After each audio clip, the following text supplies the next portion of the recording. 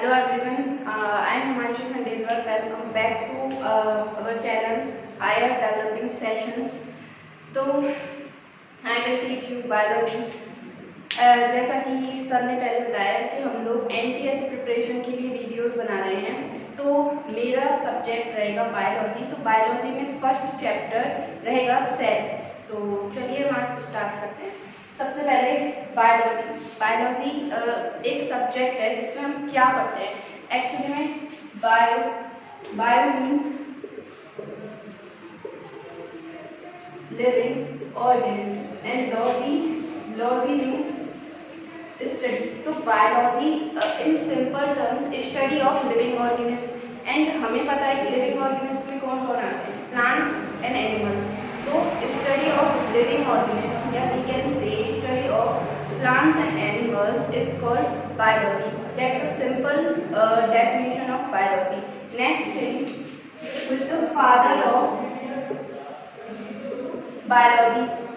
तो biology के father हैं एरिस्टोटल।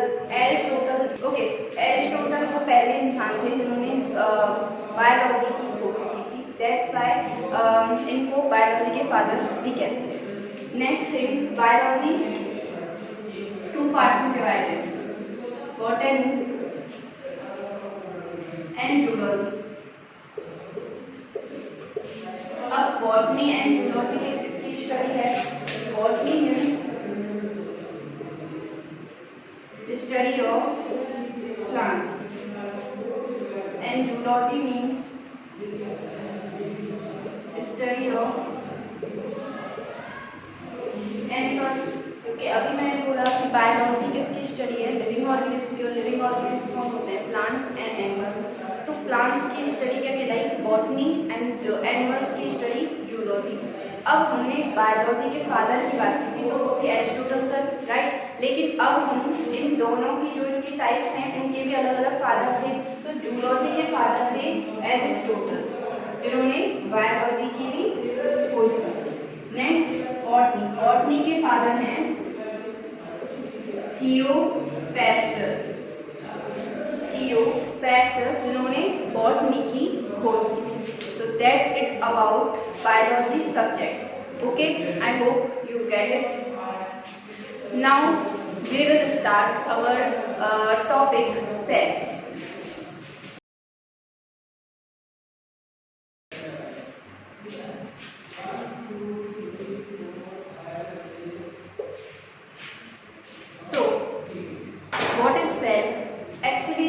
जैसे हम कभी घर बनाते हैं या फिर कोई बिल्डिंग बनाते हैं तो हम क्या करते हैं?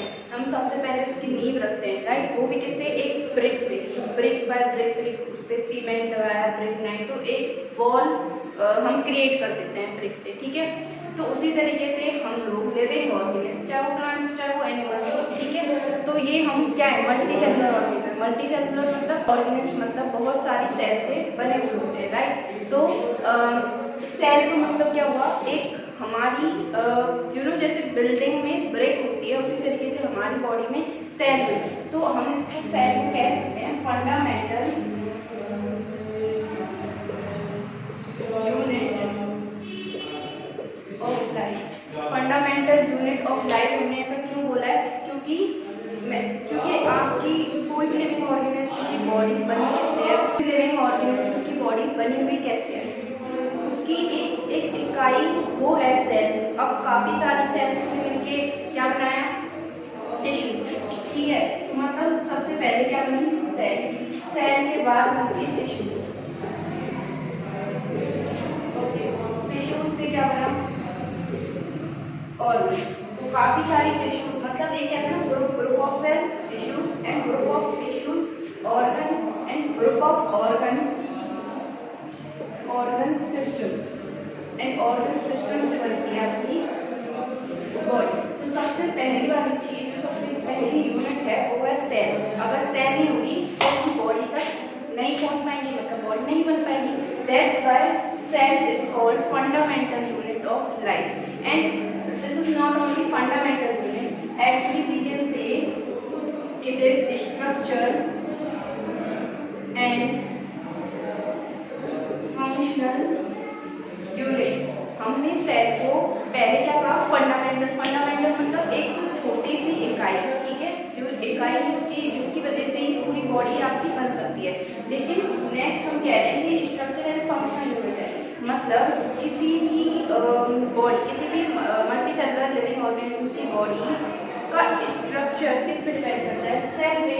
क्योंकि बोला मैंने, अगर सेल नहीं होगी तो आपकी बॉडी नहीं बन पाएगी। तो इस वजह से हमने क्या कहा, इसको स्ट्रक्चर, ठीक है, पूरी लिविंग ऑर्गेनिज्म की बॉडी की स्ट्रक्चर किस पे डिपेंड है, सेल पे।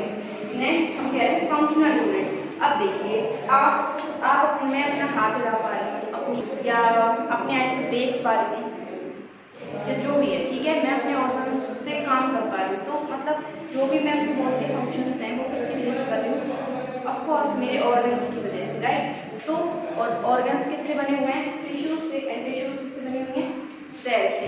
तो हम अपनी बॉडी के जितने भी फंक्शंस हैं, एक्चुअली हम नहीं, क्योंकि एनिमल्स हो गए, प्लांट्स हो गए, हर किसी के अपने अपने ऑर्गन हैं। तो वो ऑर्गन किससे बने हुए हैं, सेल से। अब वही ऑर्गन क्या करते हैं, आगे जाके अपने फंक्शंस करते हैं परफॉर्म, और हर ऑर्गन का अलग अलग फंक्शन हो सकता है।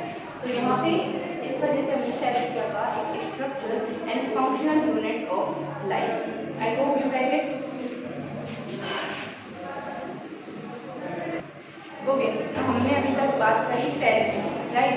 अब मैंने थोड़ी देर पहले बोला कि हम लोग क्या है, मल्टी सेलुलर ऑर्गेनिज्म, राइट। तो हम ऑर्गेनिज्म को कैसे डिफाइन कर सकते हैं कि वो मल्टी सेलुलर है या यूनिसेलुलर है। तो आपके जो ऑर्गेनिज्म है वो मेनली दो तरीके से होते हैं, मल्टी सेलुलर एंड यूनिसेलुलर। अब देखिए, uni is word use for one, ठीक है। तो मतलब ऐसे ऑर्गेनिज्म जो सिर्फ एक सेल से बने हुए होते हैं वो क्या कहलाएंगे, यूनिसेलुलर ऑर्गेनिज्म, ठीक है। अब इसके एग्जाम्पल हो गए amoeba, paramecium, hydra. Next multicellular में प्लांट्स एंड एनिमल्स, क्योंकि we are made up of multiple cells. Okay, तो आपका जो यूनिसेलुलर ऑर्गेनिज्म होते हैं बहुत ही सिंपल ऑर्गेनिज्म होते हैं, जिनमें जितने भी फंक्शंस परफॉर्म होंगे, चाहे वो डाइजेशन हो, चाहे वो एक्सक्रीशन हो, चाहे वो ब्रीथिंग हो, मतलब any biological process are performed by only single cell. तो ये होते हैं आपके multicellular organism and unicellular organism. Okay,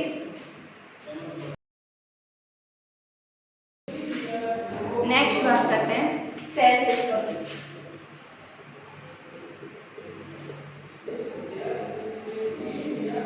हमने ये तो बात कर ली कि सेल होता क्या है, और जिन सेलों में एक सेल होती है, जिन ऑर्गेनिज्म में एक सेल होती है, जिनमें बहुत सारी सेल होती है, उनको क्या कहते हैं। अब हम बात करते हैं कि सेल डिस्कवरी, मतलब ये सेल हमें पता चल गई सेल क्या है, लेकिन उसको लाया कौन, सबसे पहले किसी ने तो ढूंढा होगा ना इसको। ऐसे तो है नहीं कि अपने आप भगवान जी ने आपको बोल दिया कि हाँ भाई ये कोई तुम्हारी सेल है, तुम सेल से बने हुए हो, नहीं। तो ऐसा कौन से पर्सन थे, ऐसे कौन से साइंटिस्ट थे जिन्होंने सेल को सबसे पहले डेवलप किया। ओके, तो पहले साइंटिस्ट रॉबर्ट हुक, जिन्होंने 1665 में सेल की डिस्कवरी की थी। अब इन्होंने किया क्या था, इन्होंने वो एक पेड़ होता है, ठीक है, पेड़ की स्टेम होती है, बार्क होती है, राइट। आप लोग देखिए कि छाल जिसको बोलते हैं, उस छाल को तोड़ा, उसको कहते हैं कॉर्क या फिर बार्क, आप कुछ भी कह सकते हो, ठीक है। तो कॉर्क ऑफ ट्री वो उन्होंने उसको तोड़ा एंड उसकी छोटे से मतलब स्लाइसेस में काटते हैं, एक्सपेरिमेंट करते हैं, ठीक है। स्लाइड्स बनाई एंड स्लाइड्स बना के उन्होंने माइक्रोस्कोप के अंदर रख दिया, ठीक है, माइक्रोस्कोप के नीचे रख दिया। एंड उन्होंने क्या देखा, उन्होंने देखा कि उस कॉर्क में कुछ ऐसी स्ट्रक्चर बनी हुई है,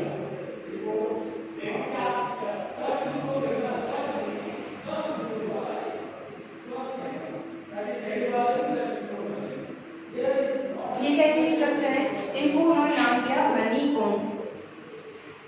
अब हनीकॉम्ब लाइक स्ट्रक्चर को कहा, कभी किसी ने मधुमक्खी का छत्ता देखा होगा, तो मधुमक्खी के छत्ते में कभी और से देख रहे हो छोटे छोटे से खाने बने हुए होते हैं, वो कुछ इसी तरीके के बने हुए होते हैं। तो इस वजह से उन्होंने क्या देखा कि सेल की जो शेप है वो हनीकॉम्ब जैसी है, मतलब मधुमक्खी के छत्ते जैसी है। तो उन्होंने ये आइडिया लगाया कि ये जो स्ट्रक्चर है वो हनीकॉम्ब जैसी स्ट्रक्चर है, एंड उन्होंने इसका नाम क्या दे दिया, सेल। उन्होंने इसका नाम दे दिया सेल। ठीक है, तो आपसे ये क्वेश्चन किया जाता है कि आपकी सेल डिस्कवरी कैसे हुई एंड किसके द्वारा हुई। ठीक है, तो रॉबर्ट हुक ने की, एंड किसमें की, आपकी पेड़ की छाल में। एंड वो उन्होंने क्या देखा उन्होंने हनीकॉम्ब लाइक स्ट्रक्चर देखी जिसका उन्होंने नाम दिया cell. But question is that कि रॉबर्ट हुक ने जो सेल डिस्कवरी की थी वो थी डेड सेल की। जब पेड़ बड़े हो जाते हैं, मतलब एक अच्छा खासा जब वृक्ष बन जाता है, तो वृक्ष की जो स्टेम होती है, बार्क होती है, वो पूरी बार्क डेड सेल से मिलके बनी हुई होती है। ठीक है, तो उन्होंने उसी की स्टडी की। तो उन्होंने जो स्टेम या बार्क की स्टडी की, उसमें जो सेल्स थी वो कैसी थी, वो डेड थी। तो ये चीज़ आपको क्लियर हुई कि रॉबर्ट हुक ने कौन सी सेल को डिस्कवर किया था, डेड सेल को। अब बात आती है, अगर उन्होंने डेड सेल को डिस्कवर किया था तो लिविंग सेल को किसने डिस्कवर किया, लिविंग सेल को डिस्कवर करने वाले हमारे साइंटिस्ट थे एंटोन वॉन ल्यूनोव। ये थे पहले साइंटिस्ट जिन्होंने लिविंग सेल्स की खोज की थी। इन्होंने ऐसी सेल खोजी फॉर एग्जाम्पल जैसे हमारे बैक्टीरिया हैं, हमारे फंगी हैं, ये क्या करते हैं, ये हमें दिख नहीं रहा है, हमें नहीं डायरेक्ट नहीं दिख रहा है, हम सिर्फ माइक्रोस्कोप के अंदर देख सकते हैं, लेकिन ये हमेशा क्या करते रहेंगे, मूव करते रहते हैं, क्योंकि लिविंग ऑर्गेनिज्म है। ठीक है, और ओके, तो इन्होंने क्या किया, bacterial cell, fungi cell, viral cell, ठीक है, इन्होंने इसकी स्टडी की। अब ये तो है लिविंग ऑर्गेनिज्म, तो ये लिविंग ऑर्गेनिज्म रहते हैं, तो इसका मतलब इन्होंने इनको मोशन करते हुए देखा। तो इसलिए हम कहते हैं कि लिविंग सेल की खोज एंटोन वॉन ल्यूनोव। तो अब आई होप आपको ये क्लियर हुआ कि dead cell and living cell की डिस्कवरी किसने की।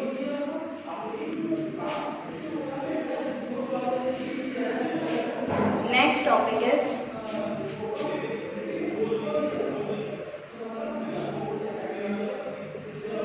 देखिए हमें सेल को पढ़ने से पहले हमें उसकी बेसिक्स को जानना जरूरी है कि उसकी डिस्कवरी किसने की थी, उसकी थ्योरी किसने की थी।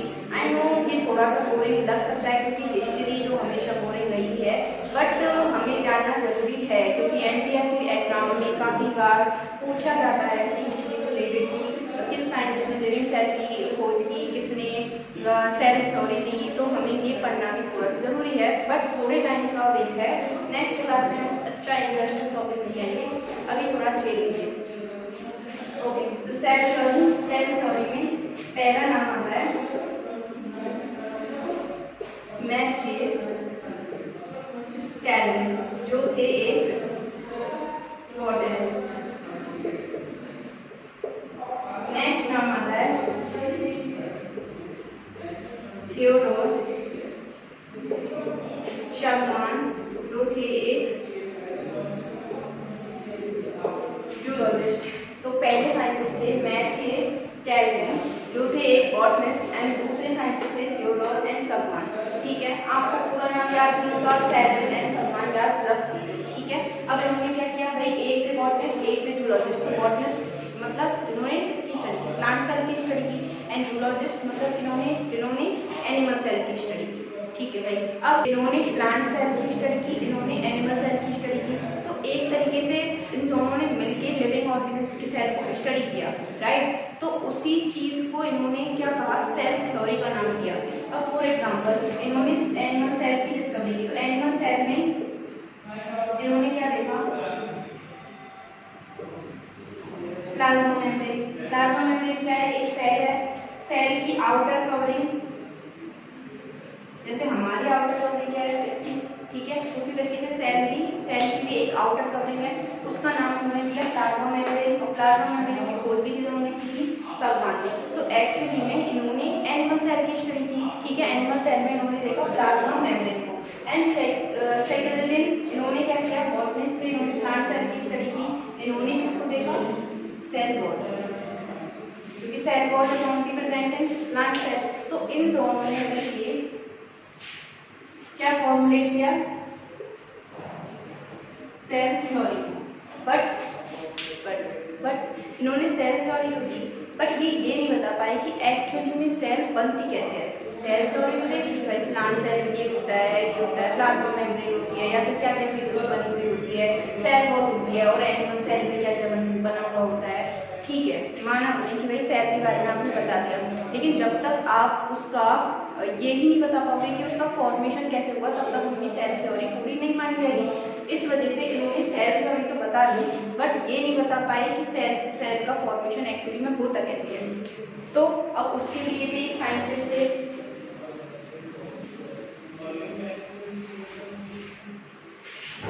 साइंटिस्ट थे, रुडोल्फ